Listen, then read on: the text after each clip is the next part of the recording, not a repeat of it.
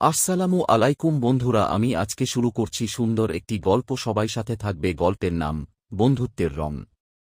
এক ছিল একটি ছোট গ্রাম, নাম তার রংপুর। গ্রামে থাকত দুই বন্ধু, রাহাত আর তানিয়া। দুজনের বন্ধুত্ব ছিল এমন যে তারা সবকিছু একসাথে করত, খেলাধুলা, পড়াশোনা, এমনকি গ্রামের কাজে সাহায্য করাও। একদিন গ্রামের পাশের মাঠে তারা দেখতে পেল একটি পুরনো বাক্স।